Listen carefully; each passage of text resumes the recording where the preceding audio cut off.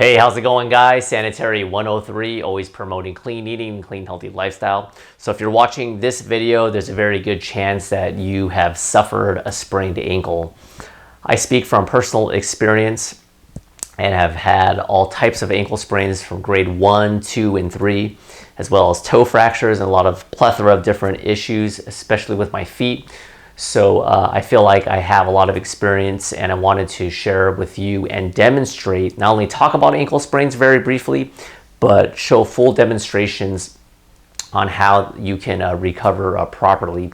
So real quick, ankle sprains are categorized into 3 levels based on severity. An ankle 1 sprain is basically a little bit of a stretching of your ligaments, and it typically takes about anywhere from less than a week to 2 weeks to recover.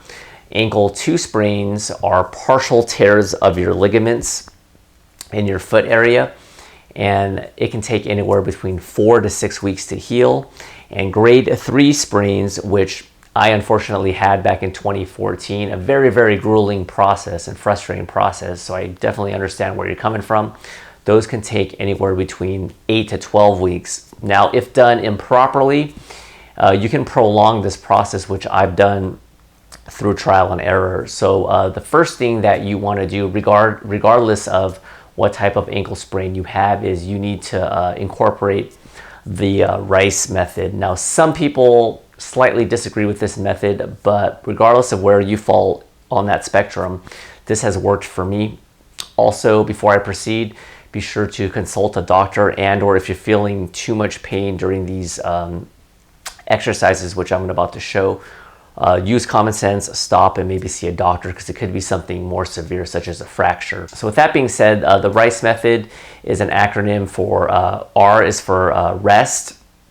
Obviously, when you get an ankle sprain, you don't want to be moving around a lot, and depending on the severity of your ankle sprain, you're not going to be able to move anyway. But don't be a weekend warrior. Don't be stupid and try to keep moving. It's going to just prolong the process. So that's for the R. Rest is very, very important. The second method, the second letter is I in Rice, and that is ice. About 20 to 30 minutes per day, and I'm going to demonstrate in a second. And you want to make sure to do this because it's going to help keep down the inflammation. And the C in Rice is compression. You want to keep the joints and ligaments compressed, not too tight, but enough to where your joints are not moving all around, because it's very unstable at that point when you have an ankle sprain. So compression is very, very important. And the E letter in Rice is elevate. Keeping the leg a little bit elevated is going to help keep the blood flow going properly and increase your chances of healing.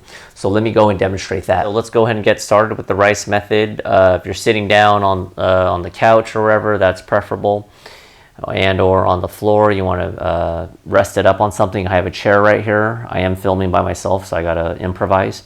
So you obviously want to raise your foot. So let's say you have an ankle sprain, depending on the severity, and you want to rest it up, and you notice how it's elevated from the floor.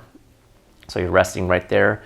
Now, the ice method, you can use an ice pack. If you are going to use an ice pack, then make sure you wrap a towel around it, because if you put the ice pack in a sandwich bag and put it directly on your skin, you may burn your skin. What I'm using right here is the hot and cold pad. You can get this at CVS. Check your local stores. And this is a hot and cold press pad. You just put it in the microwave if you want to heat, and or put it in the freezer for a little bit, and it's cold, and this is wonderful. And it just kind of wraps around right here. So that takes care of the ice portion of the Rice method. So I'm resting it. I have it cold, it's iced up. And the compression, this is like the kind of 2 birds with 1 stone, because there's a Velcro right here, and you make it pretty tight. It's compressing and immobilizing my ankle. So you're killing 2 birds with 1 stone right there by having it cold and compressing it. And then as far as elevation, like I mentioned, I am off the floor right here, and you're elevating. So you want to be doing this. You could be throughout the day. When you're watching TV, keep it elevated, compressed. and resting. And the ice, you probably want to take it off every 20 minutes or so. So keep doing this, and that'll be the first step, and let's move on to the next. Moving right along to the second exercise, and this is going to depend on the severity of your ankle sprain. If you are a grade 2 or a grade 3, there's a chance you may not be able to do this, but if you feel extreme amount of pain, then don't do this step until it feels a little bit better. And that is what you want to still keep doing, the rice method like I mentioned, but if possible, you want to be doing your ABCs. And what that means is picture your leg spelling the ABCs. So obviously I don't have an ankle sprain right now, so it's going to be much easier, but you know, A, B, C, go over here, D, you get the picture. Now, like I said, depending on the severity of ankle sprain, you may be able to just go like this, and that's okay. If it feels really stiff, it's fine. Don't be pushing it really hard. If you start pushing it hard and you feel an extreme amount of pain, this means you're not ready for this step. So baby steps, people.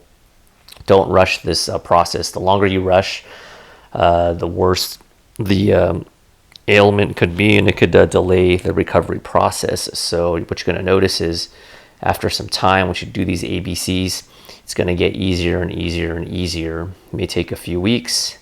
And if you have like a grade 1 ankle sprain, by doing just the rice method and this, you may be good to go. This video is going to go beyond that because most people tend to have grade 2 ankle sprains. So yeah, you're watching TV and you're just kind of chilling and just do your ABCs, you know, X, Y, Z. This is great for mobility, and it's slowly strengthening your ankle. Moving right along, so we have the rice method down pat, we have your ABCs, but now what? You probably have places to go, a full-time job, college. You can't just be sitting around all day, right? So you need to start moving around. So more than likely, if you go to a doctor, they're gonna recommend some immobilization type devices to help you go about your day. And one of them is, let's see, the doctor gave this one to me. You can buy this on Amazon. They're like $50. It's up to you. This is just a walking boot right here, and it's a little bit heavy, but it gets the job done. It allows you to move around. It does look very bulky, and people will be staring at you, but you wouldn't be the first. So there's a walking boot that you can get. If you go to the doctor, they should just give this to you on the house, especially if you're already there, or ask for it. If you don't have insurance, you can buy this for anywhere between like $50 to $60. The other thing that you can use, and they have this at local stores, is, I'm not sure exactly what you call it, but this is from OSSUR brand. And I'll try to demonstrate a little bit later on in the video how to put this stuff on, but I want to show you just an intro. And it's basically like a sleeve right here, and you just put your leg in. And then also on top of that, you might want to get some a little bit bandage or wrapping. Go to Walgreens, CVS, because you want to compress your muscle, and you want to be doing this for X amount of weeks depending on the severity of your injury. Wear the walking boot, wear this compression, wear the sleeve, go about your day, and then evaluate and do your ABCs and do your rice method and see if there's any improvement. The other thing that you can do, a little bit of a cheaper alternative than the boot and the other stuff, is good old crutches right here. Crutches, a little bit cheaper, half the price of a boot, maybe $20, $25. You get this pretty much anywhere, online or at stores. My personal opinion, based on my observation, although the boot seemed very, too bulky, I decided to switch to crutches. But after using crutches, I feel like the boot is a little bit better and not as cumbersome. The main reason for that is with the crutches, it feels just very, very exhausting on your hands. And the other thing, if you notice, I put some towels here because if you don't have the right elevation level, what's going to happen? These are going to like start digging into your armpit, and your armpits are going to get completely thrashed and red. So crutches, I don't really like. There are other things out there. You'll have to do your own research on that because I've seen it, but when I started getting these ankle sprains, I didn't have that. And that's where they have that little combo boot, excuse me, and a scooter. So you're on the boot and then you can actually use one leg to push off. I don't know how much that costs. I don't know if insurance covers that, but that's something to inquire about. That's probably the best method, in my opinion. Probably the most comfortable method, but I haven't used that method. Other than that, use the boot, and then if you can, use the crutches, or you can alternate. So I'm going to show you exactly how it looks like and how it feels. So here we go. So as you continue this ankle healing process, you're doing all your exercises, your ABCs, the Rice method, but you got places to go. So let me go and demonstrate what you can do. So like I showed you earlier, the little bandage right here for compression. You can buy this anywhere. Let's just do the left ankle for demonstration purposes. So you just put it on right there, depending if you have a low ankle sprain or high, but obviously see it's covering where you want to go. This feels really, really good. And then so a lot of times this in the boot might be enough, but if you have a severe ankle sprain and you want complete immobilization, you can now put this second portion on. This is the one from OSSUR. I'll try to put links for every product if possible. And I haven't done this in a while. Once you got this on, you want to put the extra shoe on. That. Tighten it up, just like a regular shoe. See that? And you want to tighten it, but not too much to the point where you lose circulation. And I just do a regular loop, like you're tying your normal shoe. If you want to do one more, that's fine. And then this part, depending on how you want to do it, I like to go over this way. And this one you can also go over this bottom one here, and you can just go over here. See that? To get a close up of the foot.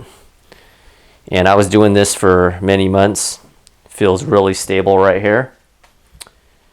And then you can either put your regular shoe on, or if you have a grade 2 or grade 3 sprain, you can now add on the boot. So I'll show you that. I use my left foot.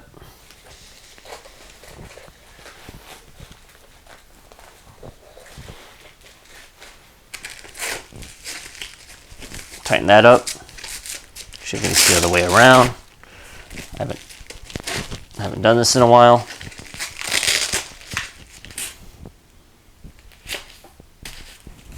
There's one hidden right here. There you go. See that? It goes right underneath this loop. See that?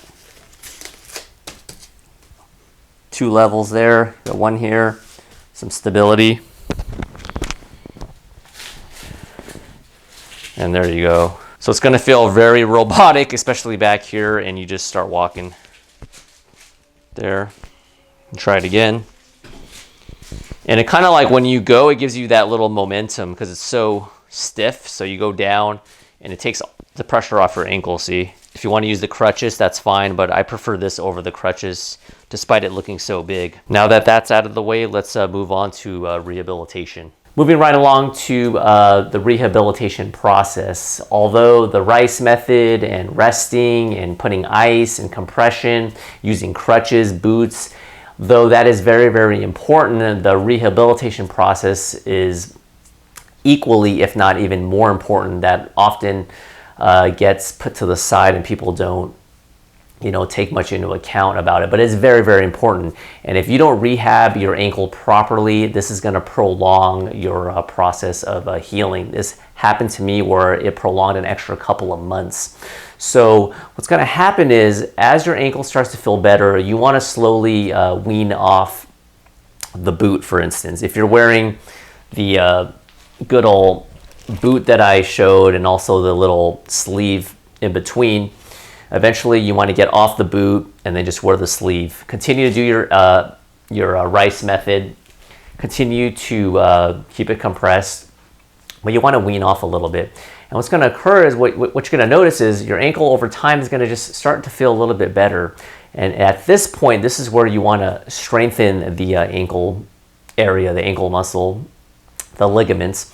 Because if you do, and if you sit there and you just baby it, what's going to happen? It's not going to get any stronger, and it's going to be even more prone to suffering another ankle sprain. So let me show you the routine that I used every morning and throughout the day to help strengthen my ankle to where it got eventually to 100%. So let's get started. All right, so I am in the bathroom actually. So every morning, this is what I would do.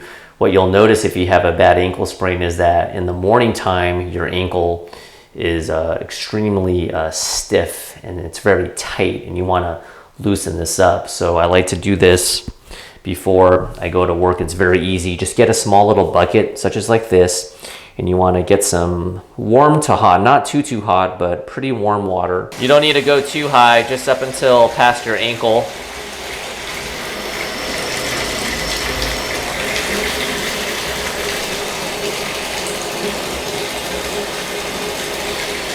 That should be good. The next step, you just want to put your ankle submerged in the water. And let's go and do that. Just get a side view a little bit. It's going to feel nice and warm on your foot. And what you'll notice is when you take it out, it's not going to feel as stiff, especially in the morning time, like I mentioned. And that's good. Just kind of move it around a little bit. Do your ABCs. And you just do this for, 30 seconds to a minute is good enough for me, because you obviously have things to do. And that's what I like to do every morning. Let's dry that off a little bit. And let's move on to the little exercise that I do in the morning time. So right after coming out of the shower, what I like to do is some exercises. So one is, because you're going to feel a lot of tightness here, I like to extend your injured foot out and kind of just flex out with your calf, and then just hold it for a few seconds. And the second exercise, or last exercise I like to do in the morning, is just to do some toe raises. As you get starts to heal better, this is going to be much easier. You can also use some resistance bands right here as you get better, and you could just put it sitting down and just kind of flex it back and forth. Excuse me. Just flex it back and forth. And the last exercise that's great for rehabilitation of the ankle are lunges. Don't use any heavy weight to start off with. You don't want to sprain your ankle. And once you get that mobility where you're doing all the exercises like I mentioned, that means you're on your way to recovery. So what I like to do is just basic lunges. So outside in a hallway, doesn't matter. And you want to get my feet, and you just want to go down. Nice and easy. And if you're at this point in your rehab process, that's a great sign. You still might feel some tightness, but that's completely okay. You just want to strengthen it.